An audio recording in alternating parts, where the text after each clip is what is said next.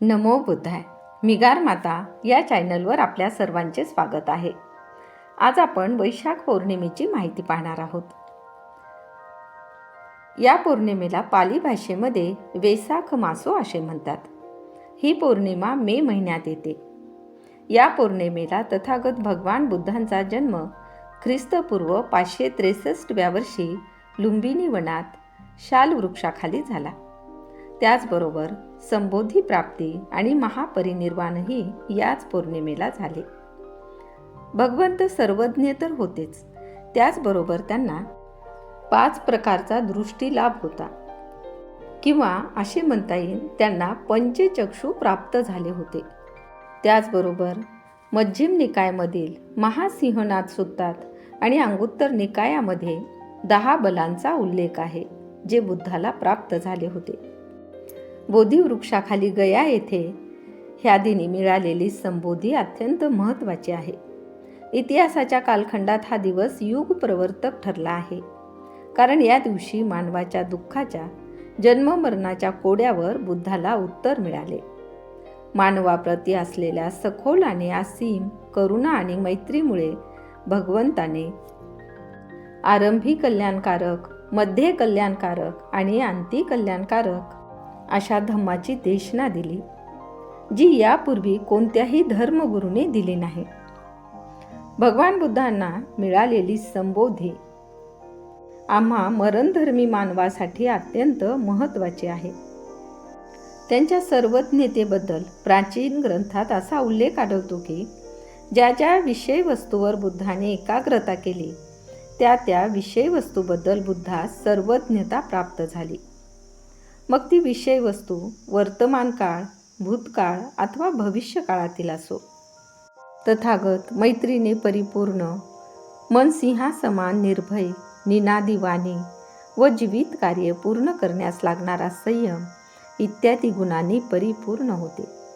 लोक त्यांचे विचार लोकांपर्यंत पोहोचवितात आणि त्याकरिता ते झटतात देखील. परंतु काहींना त्यांच्या सनकी लहरी वृत्तीमुळे आदराऐवजी निंदेस पात्र व्हावे लागते. बुद्धाच्या बाबतीत मात्र असे नव्हते. अत्यंत शुद्ध असलेले त्यांचे मन परिपूर्ण रीतीने व्यक्त होई. त्यांच्या वाणीत आगर कृतीत सनक लहर नसायची. भगवान पर्वताप्रमाणे आचल, सरोवराप्रमाणे पारदर्शक, आगरवनासारखे सुंदर, नैसर्गिक भासत. गोड, मृदता, उत्स्फूर्त प्रसन्नता त्यांना आदर प्राप्त करून देई. बुद्ध सर्वांचे स्वागत करीत, सर्वांशी अत्यंत जवळकीने वागत. ते अतिशय सहृदय आहेत. सर्वच त्यांच्यापर्यंत पोहोचू शकतात. यावरून बुद्धाचे आगळे वेगळे व्यक्तिमत्व दृष्टीस पडते. बुद्धाचे वैयक्तिक जीवन निर्दोष, निष्कलंक होते. त्यांनी काही जी शिकवण दिली ते त्याचे मूर्तिमंत प्रतीक होते. बुद्धाच्या ज्ञानाची 2 वैशिष्ट्ये आहेत. एक संपूर्ण सर्वज्ञता आणि असीम अमर्याद करुणा. ही 2 दुर्मिळ वैशिष्ट्ये बुद्धात एकवटल्यामुळे त्यांना देव मनुष्याचा शास्ता, शिक्षक म्हटल्या जाते. अंधकारमय जगात दैदिप्यमान ताऱ्याप्रमाणे केवळ बुद्धच प्रकाशमान आहेत. बुद्धाची श्रेष्ठता अनेक बाबतीत प्रथम आहे. त्यांची महानता त्यांनी शोधलेल्या, स्थापिलेल्या, उपदेशिलेल्या बाबी प्रथमतेत आहेत. अनेक सर्वात जास्त चांगल्या गोष्टी, नीतितत्वे सांगणारे भगवान बुद्ध इतिहासाला ज्ञात असणारे प्रथम व्यक्ती होत. हे केवळ भारतीयापुरतेच नाही, तर अखिल मानवजातीकरिता आहे. त्यांनी आपल्या शिष्यांना आदेशच दिला होता की चरत भिक्खवे चारिकं बहुजन हिताय बहुजन सुखाय. देव मनुष्यांच्या सुखासाठी सर्व दिशांना विचरण करा. आंतरराष्ट्रीय पातळीवर सुसंघटित, नियमबद्ध, शिस्तबद्ध संघाची स्थापना करणारे बुद्धम हे प्रथम मानव होत. स्त्रियांना पुरुषासमान लेखणारे आणि आध्यात्मिक उन्नतीची समान संधी देणारे बुद्ध हे पहिले मानव होत. धर्मनिरपेक्ष वर्गाचा सेक्युलर समाज स्थापन करणारे बुद्ध हे प्रथम मानव होत. त्यांनी अनेक रूढी, परंपरा, कर्मकांड नाकारले. उदाहरणार्थ मानवाचा जन्म, विवाह, मृत्यू या नैसर्गिक घटना होत. त्यांना अवास्तव महत्त्व देण्याचे बुद्धांनी नाकारले.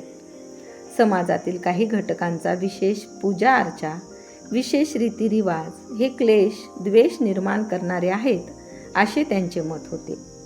सर्व माणसे सारखे आहेत असे मानणारे बुद्ध हे प्रथम व्यक्ती होत. माणसामाणसात असणारा फरक हा मामूली आहे असे त्यांचे मत होते.